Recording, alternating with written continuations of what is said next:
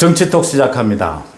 문재인 정부와 집권 여당이 추미애를 비호하기 위해 내뱉는 오염된 언어가 코로나보다 더 독하고 위험합니다.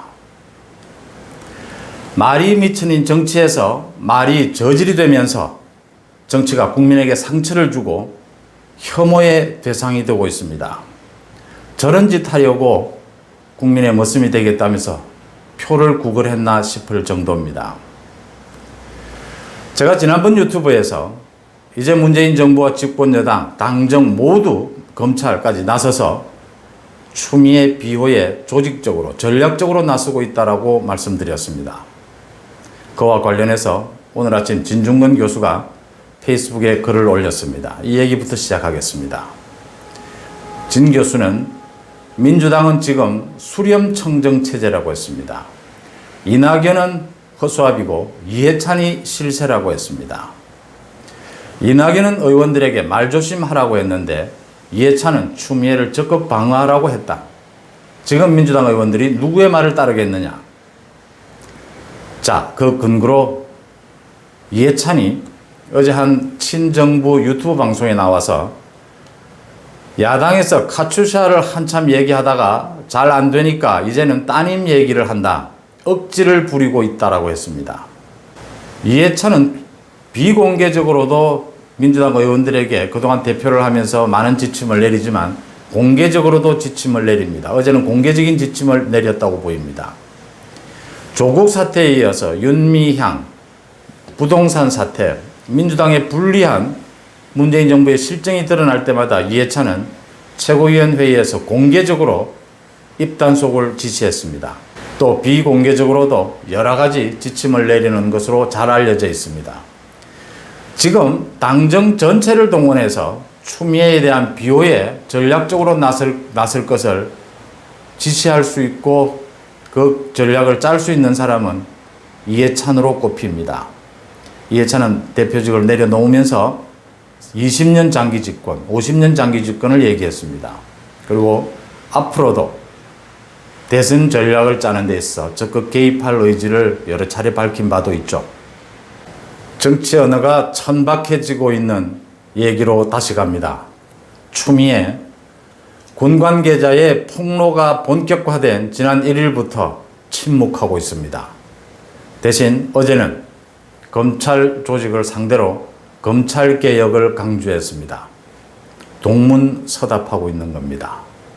사실 자기가 한 거짓말이 모두 드러났기 때문에 할 말도 없을 겁니다. 추미애 의혹이 드러나기 시작한 것은 추미애의 아들 황제 군복무 의혹이 드러나기 시작한 것은 지난해 말 법무부 장관 인사청문회 때부터였습니다. 하지만 군 관계자의 폭로가 본격 시작된 지난 7월부터 의혹이 눈덩이처럼 불어나기 시작했죠. 추미애의 소설 쓰시네라는 말이 나온 배경을 좀 말씀을 드리면 국회에서 지난 7월에 윤한홍 의원이 고기영 법무부 차관의 영전 동부지검장으로 있다가 차관으로 승진한 이유를 묻자 질문을 받지도 않은 추미애가 갑자기 나서서 소설 쓰시네라고 했습니다. 그래서 윤한홍 의원이 국회의원이 소설가냐라고 항의를 하자 추미애는 질문 같은 질문을 해야지라고 했습니다. 국회의원 국민을 상대로 이 오만한 자세가 문제가 됐었죠. 추미애는 아들 문제만 나오면 불같이 화를 내고 도대체 이해가 되지 않는 독단적인 언행을 일삼았습니다. 사실 지금 민주당 안에서도 또 정부 안에서도 추미애는 어디로 튈지 모르는 그 독단적인 성격에 잘 알려져 있죠. 추미애는 20여 년 전부터요. 사실은 입이 걸기로 유명합니다. 기자들 사이들은 잘 알고 있고요. 아주 쌍욕을 술자리나 이런 곳에 잘 쓰기로 유명합니다. 그래서 성격도 굉장히 독단적이고 독특해요. 또 은행도 굉장히 욕도 잘 쓰고요. 이런 사람으로 알려져 있습니다. 그 이번 아들을 계기로 해서 이런 행태들이 그대로 다 드러나고 있다. 이렇게 봅니다. 국회의원의 아들의 질문이 나오면 검찰에서 이런 자료들이 흘러나간 걸로 보이는데 검찰과 언론이 우리 아들이나 자신에 대한 신변까지 이렇게 낱낱이 알고 있는 것을 보니까 검언유착이 심각하구나 이런 얘기도 했습니다. 아이가 굉장히 화가 나고 슬퍼하며 눈물을 흘리고 있다고 했습니다. 그 아이는 지금 프로 구단에서 인턴 생활을 하고 있습니다. 60대 1의 경쟁을 뚫었다고 합니다. 또 내 아들은 더 이상 건드리지 말아라고 했습니다. 문제의 핵심은 이게 아니고요. 군 복무를 하는 내내 와중에 특권과 반칙을 일삼았지 않느냐라는 게 핵심입니다. 제가 누군지 아세요?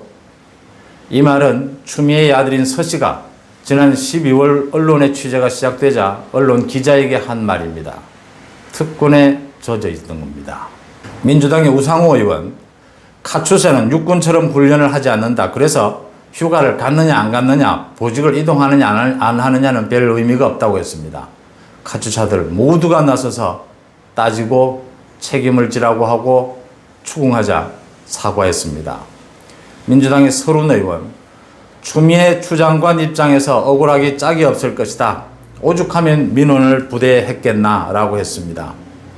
추미애 억울한 것만 보이고 전 국민이 아들을 군대에 보낸 많은 국민들 부모들의 억울함은 보이지 않습니까? 민주당의 장경태 의원, 부모 자식 간 관계도 단절하고 살아야 하느냐, 이 정도도 안 하면 이런 얘기입니다. 부정청탁 안 하면 부모 자식 관계가 성립 안 됩니까? 불법과 불공정을 그렇지 않은 것으로 무죄로 만들려고 비유하려 하다 보니까 이런 말도 안 되는 쓰레기 같은 말들이 쏟아져 나오고 있는 겁니다. 자, 결정판은요, 민주당의 정청래, 식당에서 김치찌개 시킨 것을 빨리 달라고 한 게 청탁이냐고 했습니다. 대한민국 모든 국민들이 부담하는 군복무의 의무, 이 문제가 김치찌개 시키는 문제입니다. 또 진중권 교수가 한마디로 정리를 했죠. 너희들은 김치찌개 시키듯이 청탁을 하는구나. 민주당 황희여 의원은 한 발 더 나갑니다. 제비뽑기를 하지 않았으면, 원래 실력대로 했으면 올림픽 통역 자원봉사에 선정됐을지도 모른다. 오히려 역차별을 당했다고 했습니다. 각종 폭로, 증언이 쏟아져 나오면서 국방부가 내놓은 설명, 휴가 연장에 큰 별다른 위반이 없었다. 그게 거짓말로 드러나고 있고요. 검찰이 그동안 추미애 아들 사건 조사를 하면서 오히려 군 관계자의 증언을 묵살하고 증언하는 군 관계자에게 그런 증거가 있느냐고 압박하면서 조사조차 뺐다는 사실까지 드러나고 있습니다. 추미애의 거짓말은 더 언급할 필요도 없고요. 그러니까 지금 침묵하고 있는 겁니다. 고발자들의 증언이 어제도 오늘도 지금 이어지면서 모든 것이 뒤집혀지고 밝혀지고 있습니다. 그런데도 민주당 의원들은 모두 앞다투어 나서서 말도 되지 않는 얘기로 국민들의 염장을 지르고 있습니다. 이유는 간단합니다. 또 편가르기입니다. 지지층만 묶어내면 뚫고 나갈 수 있다는 겁니다. 코로나는 마스크를 쓰면 어느 정도 예방할 수 있지만 이 쓰레기 같은 정치 언어들은 아무리 듣지 않으려고 해도 계속 들려오고 읽어야 합니다. 언제까지 이래야 합니까? 추미애 사태에 대해서 여론이 뒷받침되지 않는다면 또다시 검찰 수사는 흐지부지되고 집권 여당이 꿈꾸고 있는 전략대로 조국 지키기에 이어서 추미애 지키기가 어느 정도 성공할지도 모릅니다. 그러면 또다시 수많은 정치 언어 공해에 시달려야 할 것입니다. 코로나는 끝날 수 있어도 이 쓰레기 같은 정치 언어는 끝나지 않을 것입니다. 정치통 마칩니다.